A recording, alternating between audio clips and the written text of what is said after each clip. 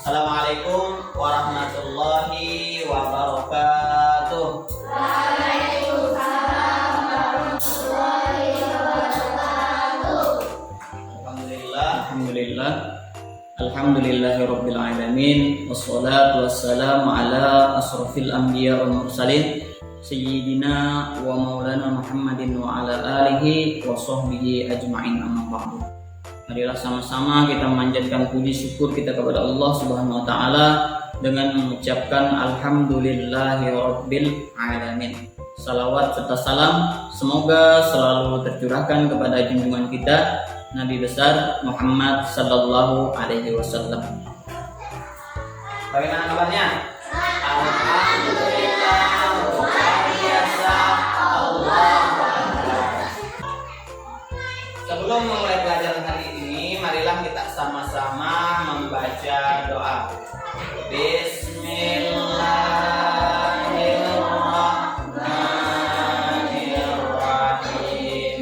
Raditu billahi rabban wa bil islami dinan wa bi Muhammadin nabiyya wa rasulah.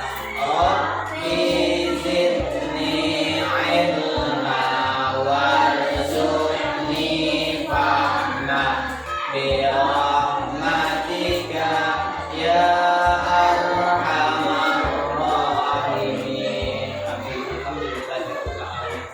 Baik, sebelum memulai pelajaran, Bapak ingin cek kehadiran dulu. Ahyana, Nova. Yang nggak hadir siapa? Ada yang nggak hadir? Ada semua. Alhamdulillahirabbil alamin. Baiklah, kita akan mempelajari tentang beriman kepada kitab-kitab Allah. Pembelajaran yang telah lalu kita juga mempelajari tentang rukun iman. Rukun iman ada 6.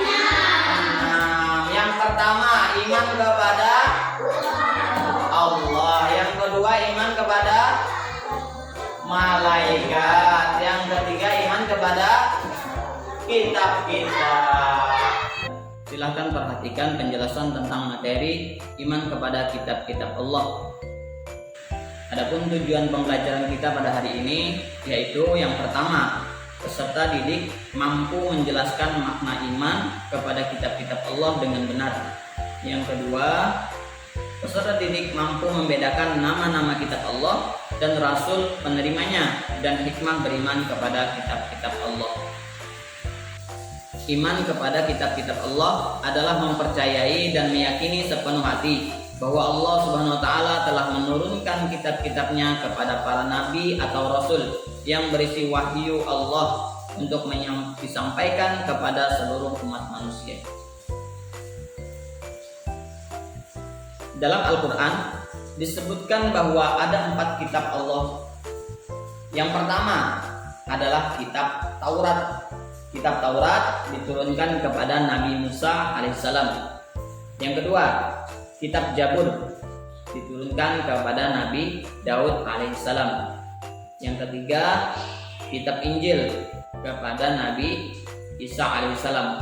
Dan yang terakhir adalah kitab Al-Quran yang diturunkan kepada Nabi Muhammad sallallahu alaihi wasallam sebagai penyempurna daripada kitab-kitab sebelumnya. Kitab Taurat diturunkan kepada Nabi Musa alaihissalam. Kitab ini diturunkan kepada Nabi Musa sebagai pedoman dan petunjuk bagi kaum Bani Israil. Sesuai firman Allah Subhanahu wa taala yang artinya, dan kami berikan kepada Musa kitab Taurat dan kami jadikan kitab Taurat itu petunjuk bagi Bani Israil. Dengan firman, janganlah kamu mengambil penolong selain aku. Quran surah Al-Isra ayat 2. Selanjutnya, kitab Zabur. Kitab ini diturunkan kepada Nabi Daud alaihissalam sebagai pedoman dan petunjuk bagi umatnya. Firman Allah yang artinya, dan kami berikan Zabur kepada Daud. Quran surah Al-Isra ayat 55. Kitab Zabur atau nama lainnya adalah Mazmur berisi kumpulan nyanyian dan pujian kepada Allah atas segala nikmat yang telah dikaruniakannya. Selain itu berisi zikir, doa, nasihat, dan kata-kata hikmah.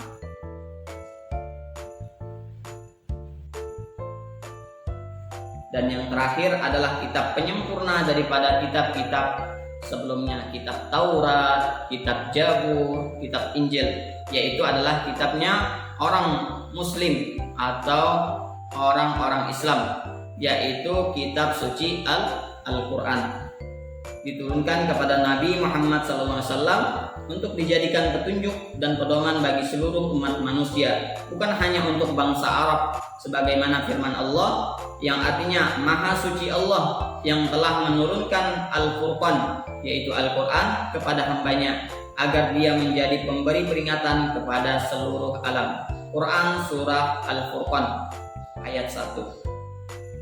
Sedangkan dalil nakli dalam Quran Surah Al-Baqarah ayat 136, artinya katakanlah, hai orang-orang mukmin, kami beriman kepada Allah dan apa yang diturunkan kepada kami, dan apa yang diturunkan kepada Ibrahim, Ismail, dan anak cucunya, dan apa yang diberikan kepada Musa dan Isa, serta apa yang kepada nabi-nabi dari Tuhanmu.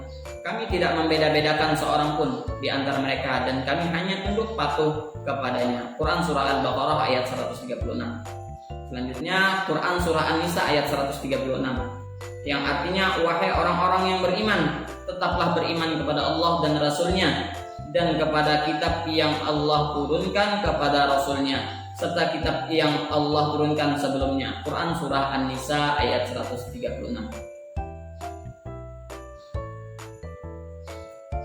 Adapun hikmah beriman kepada kitab-kitab Allah Subhanahu wa taala ada 5. Yang pertama, meningkatkan keimanan kepada Allah Subhanahu wa taala yang telah mengutus para rasul untuk menyampaikan risalahnya. Yang kedua, hidup manusia menjadi tertata karena adanya hukum yang bersumber pada kitab suci. Yang ketiga, termotivasi untuk beribadah dan menjalankan kewajiban-kewajiban agama seperti yang tertuang dalam kitab suci. Yang keempat, menumbuhkan sikap optimis karena telah dikaruniai pedoman hidup dari Allah untuk meraih kesuksesan baik itu di dunia maupun di akhirat. Dan yang terakhir, terjaga ketakwaannya dengan selalu menjalankan perintah Allah dan menjauhi semua larangannya. Kita akan membagi beberapa kelompok, ada 4 kelompok. Silakan diambil satu persatu. Mulai dari sini dulu. Ambil satu.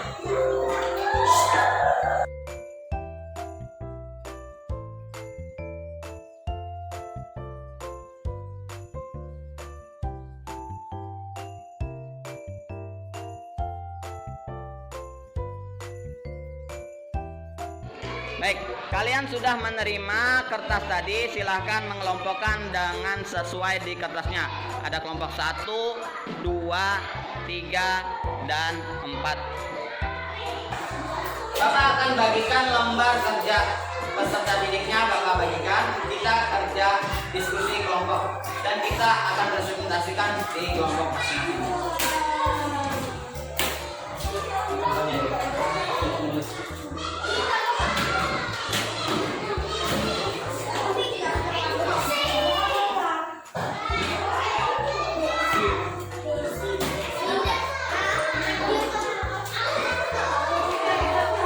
Penjelasannya akan kalian perhatikan di laptopnya masing-masing. Baik.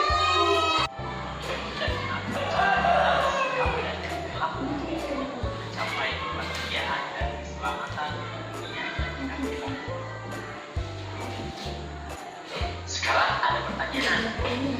Apa kitab Allah? Siapa yang tahu? Kitab Allah adalah sesuatu kumpulan firman Allah yang diwahyukan kepada para nabi dan rasul melalui memberikan instruksi. Itu adalah pengertian dari kitab Allah. Selain kitab sebelumnya, mari kita perhatikan ayat Quran berikut ini. Wahai orang-orang yang beriman, tetaplah beriman kepada Allah dan Rasul-Nya dan kepada kitab yang Allah turunkan kepada Rasul.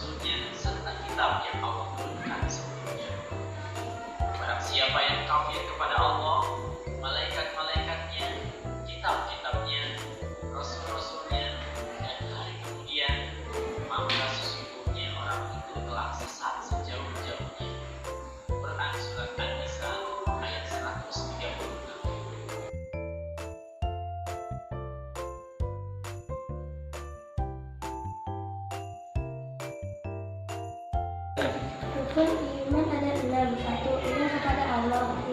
Iman kepada malaikat. 3. Iman kepada kitab-kitab. 4. Iman kepada Rasul. 5. Iman kepada hari akhir. 6. Iman kepada hari qadar. Kitab Allah adalah ajaran-ajaran yang bersumber dari Allah. Kitab ini dibagikan melalui malaikat Jibril untuk disampaikan kepada para rasul. Para rasul bertugas untuk mengajarkan ajaran kitab suci kepada umat manusia. Kitab Allah ini berisi petunjuk, baik berupa kewajiban-kewajiban maupun larangan-larangan yang dipatuhi. Ada 4 kitab yang diberikan Allah kepada Rasul, di antaranya 1. Kitab Taurat kepada Nabi Musa. 2. Kitab Zabur kepada Nabi Daud. 3. Kitab Injil kepada Nabi Isa. 4. Kitab Al-Quran kepada Nabi Muhammad SAW. Kitab Taurat adalah wahyu Allah yang disampaikan kepada Nabi Musa alaihissalam. Beliau menerimanya ketika sedang bermunajat di bukit Tursina, Gunung Sinai. Taurat dalam bahasa Ibrani artinya undang-undang, syariat atau peraturan. Kitab ini menjadi pedoman bagi kaum Nabi Musa alaihissalam, yaitu bangsa Yahudi. Melalui kitab Taurat, Nabi Musa alaihissalam mengajak umat Yahudi untuk beriman kepada Allah, melaksanakan kewajiban-kewajibannya, dan meninggalkan larangan-larangannya. Kitab suci terakhir yang diwahyukan Allah adalah kitab Al-Quran. Kitab ini diwahyukan kepada Nabi yang terakhir, yaitu Nabi Muhammad SAW. Kitab Al-Quran menjadi pedoman bagi umat Islam. Al-Quran diwahyukan oleh Allah melalui malaikat Jibril. Turunnya wahyu Al-Quran tegak sekaligus, tetapi berangsur-angsur selama 23 tahun. Kita sudah mendengarkan tentang presentasi dari tiap-tiap kelompok. Sebelum mengakhiri